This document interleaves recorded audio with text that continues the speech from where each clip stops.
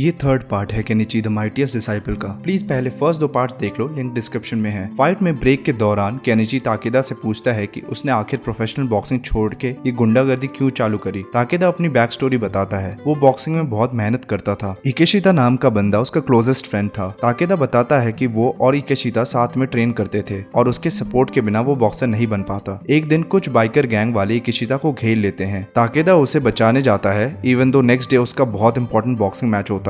अचानक से बेल बजती है और इनका ब्रेक खत्म होता है और ताकेदा अपनी स्टोरी को खत्म करे बिना ही वापस फाइट करने शुरू कर देता है। फाइट में केनिची फिर से स्ट्रगल करता है। वो ताकेदा के मूव्स को एंटिसिपेट नहीं कर पाता। उसे अपचाई का लेसन याद आता है जिसमें उसने बोला था कि अपने ओपोनेंट के पंचेस ट्रैक करने के लिए उनके शोल्डर्स पे नजर रखो। ताकेदा अपनी स्टोरी कंटिन्यू करता है। वो बताता है कि वो इकेशिता को गुंडों से बचाने के लिए गया और गुंडों से दोनों मिलके लड़ने लगे। एक गुंडा ताकेदा के हाथ में भारी सा लोहे का सरिया मारता है। एंड में दोनों अपने आप को डिफेंड कर पाते हैं, पर ताकेदा को हॉस्पिटल में एडमिट होना पड़ता है और वो नेक्स्ट डे का बॉक्सिंग मैच इंजरी की वजह से मिस कर देता है। उस दिन के बाद से ताकेदा इंजरी की वजह से प्रोफेशनल बॉक्सिंग नहीं कर पाता, पर इकेशिता बहुत बड़ा बॉक्सर बन जाता है और फिर ताकेदा को इग्नोर करने लगता है। ताकेदा केनिची को बताता है कि यही है दोस्तों की रियलिटी। तुम जिन 2 बंदों को बचाने के लिए यहाँ आए थे वो दोनों पहला चांस मिलते ही भाग गए। केनिची कहता है, मैं यहाँ किसी और के लिए नहीं बल्कि अपने लिए आया हूँ। मुझे फर्क नहीं पड़ता कि वो दोनों मुझे अप्रिशिएट करे या ना करे। मैं नहीं चाहता कि मेरी वजह से किसी को भी दर्द सहना पड़े। केनिची कहता है कि जस्ट बिकॉज एक बंदे ने तुम्हें धोखा दिया इसका मतलब ये नहीं कि सब ऐसे हैं। एक सच्चा दोस्त हमेशा तुम्हारी मदद करेगा। केनिची अपने घुटने से अटैक करता है। ताकेदा छत से गिरने ही वाला होता है। केनिची उसे पकड़ लेता है। म्यू केनिची और ताकेदा को क्लास की खिड़की से देखती है और उनकी मदद करने जाती है। केनिची ताकेदा को कहता है अपना लेफ्ट आर्म यूज करके अपने आप को ऊपर खींचो। ताकेदा कहता है कि उसका लेफ्ट आर्म पैरालाइज्ड है उस दिन से जिस दिन उस बाइकर गैंग के गुंडे ने उसके हाथ में सरिया मारा था। ताकेदा कहता है, मुझे जाने दो वरना तुम भी गिर जाओगे। उकीदा होश में आता है और दोनों को बचा लेता है। तभी म्यू आती है और केनिची की हालत देख के उसे लगता है कि उकीदा और ताकेदा ने उसे मारा होगा। म्यू ताकेदा और उकीदा को पीट देती है। फिर वो तीनों को आकिसामे के पास ले जाती है। आकिसामे तीनों की मरहम पट्टी करता है। आकिसामे ताकेदा का लेफ्ट आर्म हील कर देता है और ताकेदा अपना लेफ्ट आर्म मूव कर पाता है। आकिसामे कहता है कि ताकेदा का लेफ्ट आर्म हील होने में थोड़ा टाइम लगेगा, पर कुछ टाइम बाद वो बॉक्सिंग शुरू कर पाएगा। ये सुन के सब खुश हो जाते हैं। केनिची की माँ एक टमेटो केचप का जार केनिची के पापा को खोलने को बोलती है, पर वो खोल नहीं पाते। केनिची बहुत इजीली वो जार खोल देता है। ये देख के उसके पापा बहुत प्राउड फील करते हैं कि उनका बेटा स्ट्रांग हो गया है। केनिची म्यू को पटाने के लिए एक रोमांस बुक पढ़ता है। केनिची के पापा कहते हैं कि प्यार के लिए कोई इंस्ट्रक्शन मैनुअल नहीं होता, किसी लड़की को पटाने के पीछे कोई साइंस नहीं होता, ये एक आर्ट फॉर्म है। केनिची के पापा बताते हैं कि केनिची की माँ उनके पीछे पागल थी और पूरे टाइम लव लेटर्स लिखती थी। ये सुनकर केनिची की माँ उन्हें पीट देती है। किसारा को पता चलता है कि केनिची ने ताकेदा को फाइट में हरा दिया। किसारा कहती है, हमें इस केनिची का गेम बजाना पड़ेगा। सूजी कहता है, हमें एक मौका दीजिए, हम इस खेल के पुराने खिलाड़ी हैं। केनिची म्यू को डेट पे ले जाने के लिए उससे बात करना चाहता है, पर उसमें हिम्मत नहीं होती। वो साकाकी के पास एडवाइस के लिए जाता है। साकाकी कहता है, मैं किसी भी चीज में एडवाइस दे सकता हूँ, बस रिलेशनशिप और मनी एडवाइस नहीं दे सकता। आकिसामे केनिची को मैथ से समझाता है कि लव बहुत कॉम्प्लिकेटेड सब्जेक्ट है। केनसे माँ उसे एडवाइस देता है कि तुम्हें म्यू को ट्रस्ट करना चाहिए। केनिची कहता है, ऐसी बात नहीं है कि मैं उसे ट्रस्ट नहीं करता, पर मैं उसके बारे में बहुत ज्यादा जानता नहीं हूँ। केनसे माँ कहता है, ये लो मैंने म्यू के ऊपर बुक बनाई है। केनिची वो बुक खरीद लेता है। म्यू केनिची को अपने साथ शॉपिंग पे ले जाती है, पर शॉपिंग एक्सपीरियंस वैसा नहीं होता जैसा केनिची ने इमेजिन किया होता है। तभी वहाँ सूजी रैग्नारॉक के गुंडों के साथ आ जाता है और केनिची को अपने साथ ले जाता है। म्यू केनिची की मदद करना चाहती है। केनसे माँ कहता है कि हमेशा तुम उसे बचाओगी तो वो ग्रो नहीं कर पाएगा। एक काम करते हैं, हम उन्हें फॉलो करते हैं और अगर मैटर सीरियस हो जाता है तो हम हेल्प करेंगे। सूजी केनिची को उसके अंडर उसका गैंग ज्वाइन करने के लिए बोलता है। केनिची कहता है, मैं तुम्हारे जैसा गुंडा नहीं बनने वाला। केनिची उसकी बेइज्जती करता है और सूजी को बहुत गुस्सा आता है। केनिची सूजी को 2-3 पंचेस मारता है और एक पंच सीधा उसके सर पे मारता है। सूजी का फोरहेड इतना हार्ड होता है कि केनिची का हाथ ऑलमोस्ट टूट जाता है। सूजी केनिची का हलवा बना देता है। म्यू को केनिची की टेंशन होती है, पर केनिची हार नहीं मानता। सूजी केनिची को टॉर्चर करने लगता है। सूजी केनिची का पैर तोड़ने ही वाला होता है, तभी वहाँ ताकेदा आ जाता है। ताकेदा कहता है, केनिची ने मेरी जिंदगी भी बचाई और मेरी बॉक्सिंग भी, मैं उसे यहाँ मरने के लिए अकेला नहीं छोड़ सकता। ताकेदा केनिची को वहाँ से लेके चला जाता है। गुंडे उनका पीछा करते हैं। केनसे माँ गुंडों को पीट देता है। केनिची की आंखें खुलती हैं। साकाकी कहता है, अब तेरे पीछे सारे गुंडे पड़ेंगे क्योंकि अब उन्हें पता चल गया है कि तू बुरी तरह पिट गया, अब तुझसे कोई नहीं डरेगा। निजीमा सोचता है, मुझे फर्क नहीं पड़ता केनिची कितना भी पिटे, मेरा तो एंटरटेनमेंट पक्का है। कुछ गुंडे केनिची को मारने आते हैं। ताकेदा आके केनिची की मदद करता है। गुंडे वहाँ से भाग जाते हैं। वहाँ उकीदा आता है और ताकेदा के लेफ्ट आर्म के बारे में अच्छी न्यूज सुन के वो अपनी बेस्ट विशेस देता है। आकिसामे केनिची को स्ट्रॉन्ग बनाने के लिए केनिची की फेज 2 ट्रेनिंग चालू करने के बारे में दूसरे मास्टर से बात करता है। वो कहता है कि हम हम केनिची को रियोजान पाकू में अब से रहने के लिए फोर्स करेंगे और उससे दिन रात ट्रेनिंग करवाएंगे। स्कूल में इजुमी सोचती है कि वो पता लगा के रहेगी कि केनिची और म्यू के बीच में क्या चल रहा है। आकिसामे केनिची से खतरनाक ट्रेनिंग कराता है। आकिसामे केनिची को बताता है कि उसे अब रियोजान पाकू में रहकर 24 घंटे ट्रेनिंग करनी चाहिए। ये सुनकर केनिची वहाँ से भागने लगता है। केंसे माउस को मैनिपुलेट करता है और रियोजान पाकू में रहने के फायदे गिनाता है। केनिची यहाँ रहने के बारे में सोच के एक्साइटेड हो जाता है। केनिची के पापा केनिची को रिमाइंड कराते हैं कि केनिची ने ट्रेनिंग क्यों शुरू करी थी। केनिची को याद आता है कि वो उसका मोटिवेशन था कि वो स्ट्रॉन्ग बन के वीक लोगों को प्रोटेक्ट करेगा। केनिची के पापा केनिची को रियोजान पाकू में रहने के लिए अलाउ कर देते हैं और फिर जोर जोर से रोते हैं। आकिसामे केनिची से कहता है अब से तुम्हारी असली ट्रेनिंग चालू है, मरना मत बस।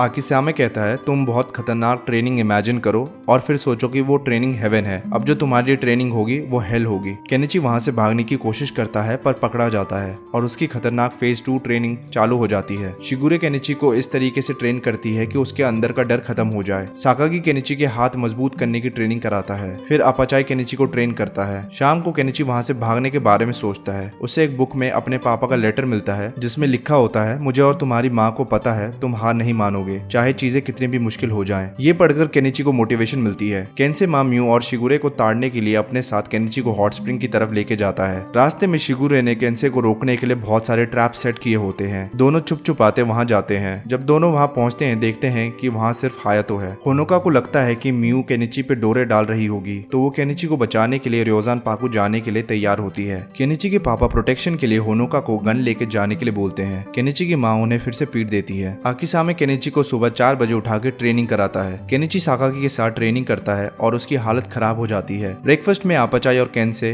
केनिची का खाना चुराने की कोशिश करते हैं पर इस बार केनिची अपने खाने को डिफेंड कर पाता है। केनिची म्यू के साथ शॉपिंग करने जाता है और उस दौरान भी वो अपने बॉडी को ट्रेन करता है। होनोका रियोजान पाकू पहुंचती है और आपाचाई को देखकर उससे दूर भागती है। वो दीवार के ऊपर चढ़ने की कोशिश करती है और गिर जाती है पर आपाचाई उसे बचा लेता है। होनोका सोचती है कि मैं तो बेफालतू में डर रही थी, आपाचाई तो अच्छा इंसान है। शिगुरे और आपाचाई सोचते हैं कि घर में जब कोई मेहमान आए तो उन्हें चाय पिलाते हैं तो दोनों मिलके होनोका के लिए चाय बनाते हैं। इतनी घटिया चाय को देख के होनोका उन्हें चाय बनाना सिखाती है। होनोका केनिची को ट्रेन करता हुआ देखती है। केनिची को पिटता देखकर होनोका को रोना आता है। होनोका देखती है कि केनिची इतने पिटने के बाद भी हार नहीं मान रहा। होनोका केनिची के डिटर्मिनेशन को देखकर बहुत खुश होती है और उसे बचपन का दिन याद आ जाता है जब कुछ बच्चे उसे बुली कर रहे थे और केनिची उसे बचाने आया था और खुद पिट गया था लेकिन फिर भी उसने हार नहीं मानी थी। केनिची होनोका को रियोजान पाकू आने से मना करता है क्योंकि वो नहीं चाहता कि होनोका उसे पिटता हुआ देखे। होनोका उसकी बात मानती है और घर जाती है पर फिर अगले दिन फिर से होनोका वापस रियोजान पाकू आ जाती है। स्कूल में इजुमी म्यू से पूछती है कि केनिची और म्यू साथ में स्कूल आते हैं और साथ में यहाँ से जाते हैं, तुम दोनों का कुछ चल रहा है क्या? म्यू कहती है कि केनिची अब उसके साथ रह रहा है। एक लड़की होती है चिहिरो जो म्यू से बहुत जलती है क्योंकि म्यू जिम्नास्टिक में उससे ज्यादा अच्छी है। उसे पता चल जाता है कि केनिची म्यू के साथ रह रहा है। वो ये बात जाके स्कूल में टीचर को बता देती है। म्यू के टीचर उसे फोन करते हैं और कहते हैं कि वो म्यू के घर आएंगे संडे को। म्यू सबको बताती है कि सबको अपने बेस्ट बिहेवियर में रहना है और हमें बहुत खुशहाल परिवार होने का नाटक करना है। म्यू आकिसामे को उसके फादर होने की एक्टिंग करने को कहती है। आकिसामे ये करने से मना कर देता है। म्यू परेशान होती है और कहती है कि उसके ग्रैंडफादर हायातो भी किसी काम से गए हुए हैं। आपाचाई और केंसे माँ म्यू के फादर बनने का नाटक करने के लिए तैयार होते हैं पर क्योंकि वो दोनों जापान से नहीं है तो टीचर को शक हो सकता है इसलिए म्यू उन्हें मना कर देती है। एंड में साकाकी म्यू का पापा बनता है और शिगुरे म्यू की माँ। साकाकी एयरप्लेन पायलट बनता है और शिगुरे फैशन डिजाइनर। म्यू के टीचर यासुनागा आ जाते हैं अपनी असिस्टेंट को लेकर। यासुनागा साकाकी और शिगुरे से मिलता है। नर्वस होकर साकाकी कहता है कि वो एक एयरप्लेन है। शिगुरे चाकू से एक मधुमक्खी को काट देती है। म्यू के टीचर को शक होने लगता है कि म्यू के दोनों पेरेंट्स बहुत अजीब बिहेव कर रहे हैं। यासुनागा पूछता है कि साकाकी कौन से एयरलाइन में काम करता है ताकि कहीं भांडा न फूट जाए। म्यू उसे अर्जेंट फोन कॉल के बहाने बाहर बुला लेती है। यासुनागा शिगुरे से पूछता है कि सच बताओ यहाँ क्या चल रहा है। शिगुरे सच बता देती है। यासुनागा कहता है कि म्यू को पनिश करना पड़ेगा। ये सुन के शिगुरे अपना हथियार निकाल लेती है। केंसे माओ से रोकने की कोशिश करता है और फिर वहाँ केनिची और आपाचाई भी आ जाते हैं। केनिची यासुनागा को छुपा के दूसरे रूम में ले जाता है। वो आकिसामे के स्टैचूज वाला रूम होता है। यासुनागा वो स्टैचूज को देखकर इंप्रेस हो जाता है। तभी वहाँ आपाचाई आ जाता है और गलती से एक स्टैचू यासुनागा के ऊपर गिरा देता है पर हायातो आके उसे बचा लेता है। आकिसामे आता है और कहता है कि वो हायातो को ही ढूंढने गया था। आकिसामे को देखकर यासुनागा समझ जाता है कि वो एक फेमस आर्टिस्ट है और उस रूम में रखे सारे पेंटिंग, स्क्रिप्चर्स और स्टैचूज उसी ने बनाए हैं। ये सुन के यासुनागा का सारा गुस्सा खत्म हो जाता है। आकिसामे और हायातो सारी कंफ्यूजन क्लियर कर देते हैं कि केनिची यहाँ म्यू के साथ रहने नहीं आया बल्कि आकिसामे से ट्रेनिंग लेने आया है। यासुनागा को लगता है कि केनिची यहाँ फाइटिंग नहीं बल्कि आर्ट सीखने आया है। आकिसामे और केनिची मिलकर रूम को साफ करते हैं। वहाँ आकिसामे को कुछ मिलता है जो उसे म्यू के फादर ने गिफ्ट करा था। आकिसामे बताता है कि म्यू के फादर का नाम साइगा फुरिंजी था और वो आकिसामे के बेस्ट फ्रेंड भी थे। और यहाँ खत्म होता है केनिची द माइटिएस्ट डिसाइपल का 3rd पार्ट। वीडियो पसंद आए तो लाइक करो और सब्सक्राइब करो। मिलते हैं नेक्स्ट वीडियो में। बाय।